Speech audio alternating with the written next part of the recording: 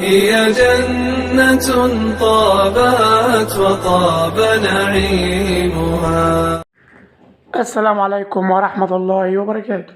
ازيكم يا شباب؟ يا رب تكونوا بخير. ان شاء الله النهارده هنحل مع بعض مسألتين مهمين قوي قوي قوي. اول مسألة معانا من كتاب الامتحان، كتاب السنة دي 2023.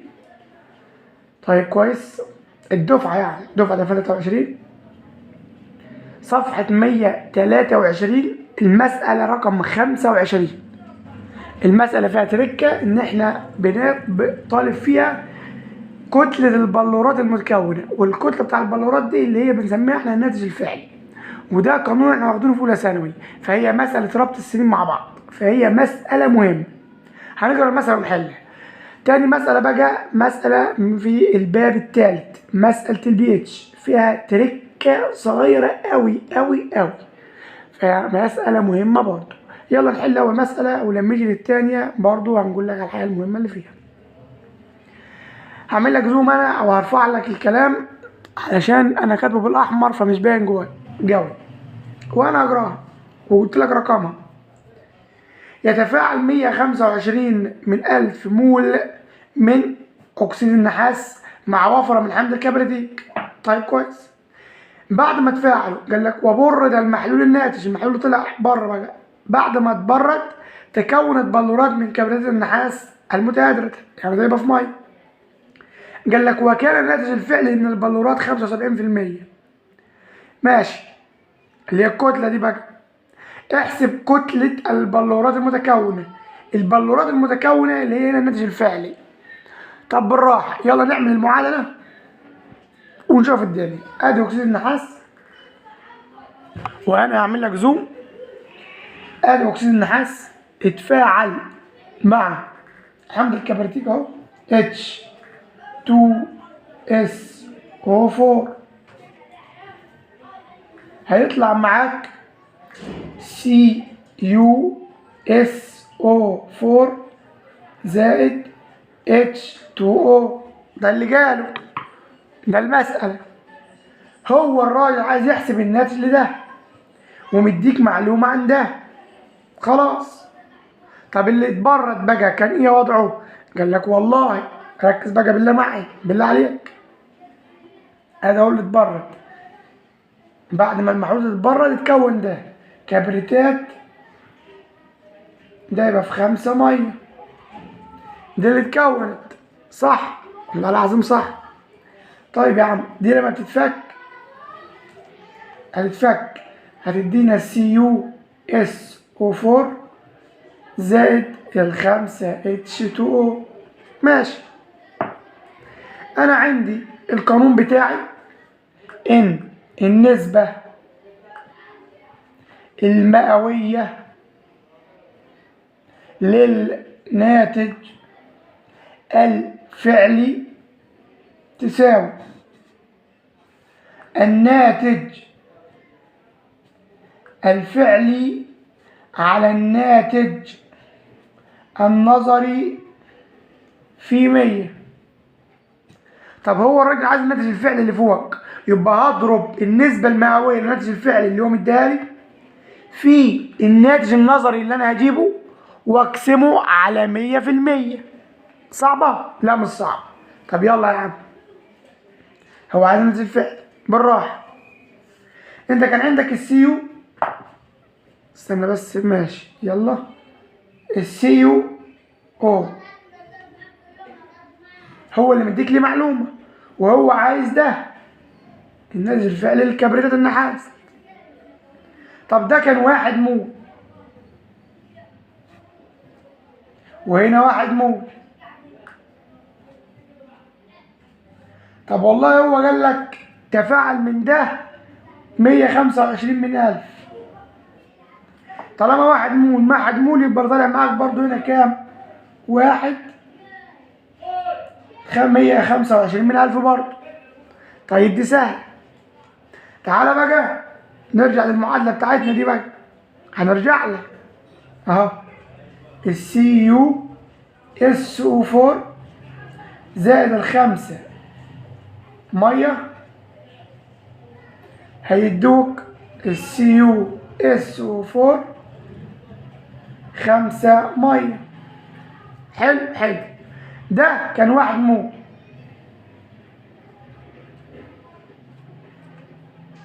ماشي، يبقى هنا برضو 1 مول. كان مدينا من ده كام؟ لسه جايبينها 125 من 1000. استنى بقى، انا عايز ده، بس انا عايز ده بالكتله بالجرام، يبقى لازم احول ال1 مول دي لجرامات. هو عندك في الكتاب مديها لك بالكتله، هتحولها لكتله موليه اللي هي كام بقى؟ 249 ونص. صعبه؟ لا مش صعبه. مقص بقى وهات الاكس، يبقى احنا عشنا ال1 مول وعوضناها كتله موليه لان انا عايز دي كتله. خلاص ماشي يا عم. خلي بالك ده الاكس اللي هجيبها دي بتاع مين؟ الناتج النظري، اوعى تنسى اللي هي الكتله اهو، ده اللي انا عايزه من تحت. طيب يبقى الاكس اما تساوي ده في ده على 1 مول، هتطلع معاك كام؟ هنا 1 اهو، وهنا 125 من 1000 في 249 ونص، هتطلع معاك على الآلة اعملها ب31 وهو علامة 875. ده مين بقى؟ ده الناتج النظري. الناتج النظري خلاص يا عم، عوض بيه هنا واضرب في النسبة المئوية اللي هو مديها لك 75 واقسم على 100 هتجيب الناتج الفعلي. تمام؟ يبقى الناتج الفعلي يساوي الخمسة اللي هي النسبة المئوية للناتج الفعلي اللي هو مديها لي 75%، هضربها في الناتج النظري اللي هو 31 وواحد 8 7 5 واقسمها على 100%، هتطلع معاك بالظبط 23 و39 جرام. فهمت الفكرة؟ هتلاقيها في الاختيارات ده عندك. فهمت الفكرة؟ ان هو ربط لك منهجك بمنهج ثالثة اولى ثانوي بس كده. عيد الفيديو مرة تاني وفهمها. اللي انا جبته ده الكتلة بتاع الناتج النظري، تمام؟ وانا حولت ده لان انا عايز كتلة، فحولت ال1 مول لكتلة مولية، وال 249 ونص دي هو مديها لك عندك في الكتاب. تمام؟ تمام؟ جبتها خلاص، انا معايا النسبة بتاع الناتج الفعلي هو مديها لها 75%، هضربها في الكتلة، هحفر في الكتلة هنا واقسمها على 100% وهتطلع معايا. صعبة؟ ما اظنش انها صعبة. يلا بينا بقى نخش على المسألة رقم 2. المسألة رقم 2 دي موجودة معانا بقى في كتاب مين؟ في كتاب مندليف. هنا اهو في كتاب مندليف. كتاب مندليف بتاع السنة دي 2023 صفحة 246 سؤال رقم 49 و50. أنا هحل 49 وأنت بحل 50. الباب الثالث بيقول لك ما قيمة pH للمحلول الناتج من خلط 300 ملي من محلول هيدروكسيد الباريوم. تركيزه 1/10 مول لكل لتر. ماشي، حجمه تركيز يعني مع 100 ملي من حمض النيتريك تركيزه 2/10 مول لكل لتر. هو عايز البيتش للمحلول اللي طالع. طيب بالراحة، تعال نكتب المعادلة يا عم بالراحة مع بعض. خليك معايا، خلي بالك مسألة مهمة، وأنا هعمل لك زوم برضه. صلى على النبي يا دكتور. هو قال المعادلة بتاعتنا حمض النيتريك HNO3 هيتفاعل مع BaOH الكل 2. استنى عشان الورقة دي هتلخبطنا. الكل 2 ده هيديك ان الاتش هتروح رايحة مع الOH وتطلع مية، يبقى هيطلع معاك H2O زائد البي اي تاخد النيترات بي اي ان او 3. بس ده وحيد ده ثنائي يبقى احط هنا 2. حطيت قدام ده 2 يبقى لازم احط هنا 2. طب ما انت كده بيجي معاك 4 اتش يبقى هتضرب هنا في 2. اتوزنت المعادله. صعبه؟ لا مش صعبه، بالراحه بقى. واقسم لي الصفحه نصين، او تعالى خد لي حمض نيتريك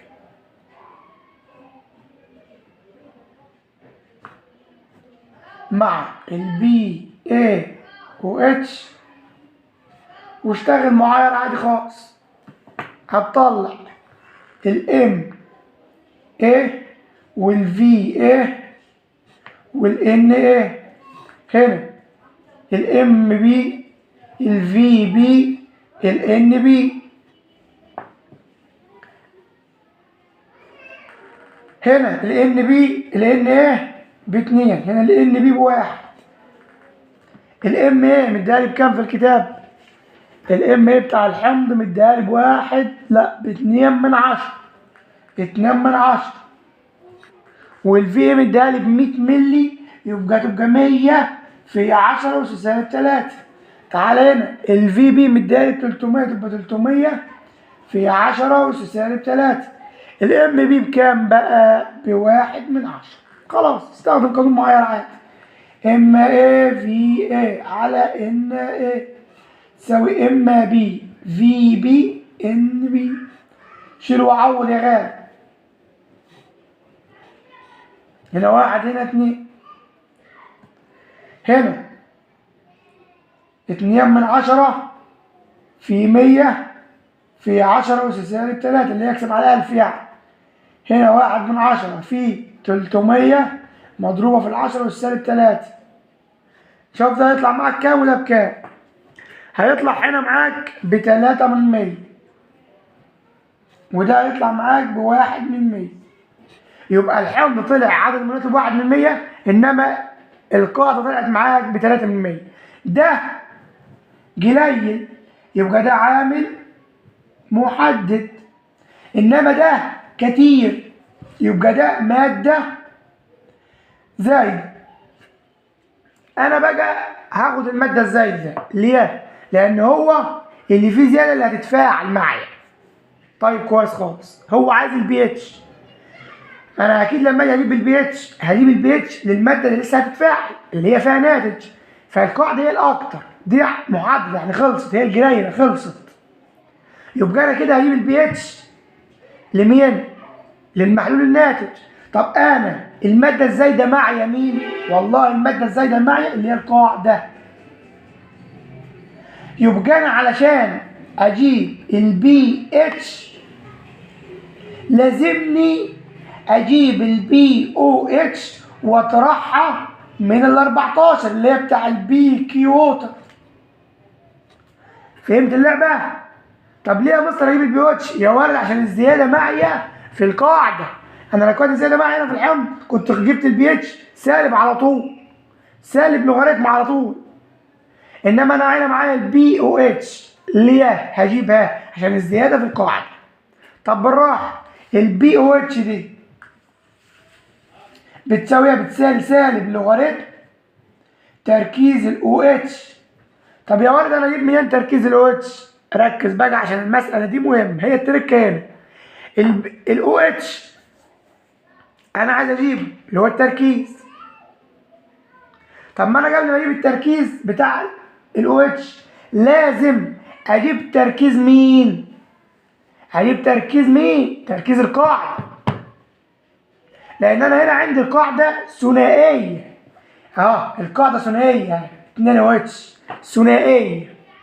فانا لو جبت التركيز بتاع القاعدة ده هضربه في 2 واروح جايب منه على طول مين؟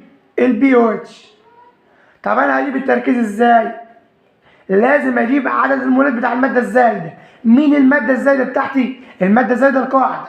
يبقى اجيب عدد مولاتها، يبقى اقول عدد مولات المادة الزائدة اللي هي القاعدة ده بيساوي عدد مولاته هو اللي هي بتاع المادة الزايدة ناقص عدد مولات المادة التانية في معامل المادة الزايدة، يبقى اطرح 3 من 100 ناقص 1 من 100 في 1، يبقى 3 من 100 في 1 من 100، عفوا ناقص 1 من 100. كل ده مضروب فين؟ في الواحد. هتطلع معاك بكام؟ ب2 من 100. صعب الكلام؟ لا مش صعب يا مستر، انا لحد كده فاهم. جبت عدد المولات انا، هروح اجيب التركيز بقى. التركيز بيساوي تركيز القاعدة بيساوي عدد المولات على الحجم الكلي باللتر، يبقى بتساوي 2 من 100 على الحجم بتاعي انا كان كله كام؟ معايا هنا 300 وفي الحمض 100 يبقى 400، يبقى هتبقى 400 مضروبة في 10 تساوي 3. تمام؟ طيب كويس. هيطلع معاك بكام كل ده؟ هيطلع معاك ب5 من 100. 5 من 100 بقى ده تركيز القاعدة، ده تركيز القاعدة دي كلها. أنا عايز بقى أجيب تركيز الOH، طب ما أنا معايا هنا القاعدة ثنائية، يبقى أضرب التركيز ده في 2، يبقى هنا الOH بتساوي 2 في التركيز بتاع القاعدة بقى ده اللي هو كام؟ 5 من 100. هتطلع معاك كام 2 في 5 من 100؟ ب1 من 10. 1 من 10 ده بقى اللي هو OH. أقول بقى البي OH تساوي سالب لوغاريتم ال1 من 10 على الآلة، هيطلع معاك ب1. طب ده البي OH، أنا عايز البي اتش، يبقى البي اتش بتساوي 14 ناقص 1 تساوي 13. هتلاقي عندك في الاختيارات 13 وادي الكتاب اهو. الإجابة ده. خلي بالك مسألة أقسم بالله مهمة مهمة مهمة مهمة مهمة.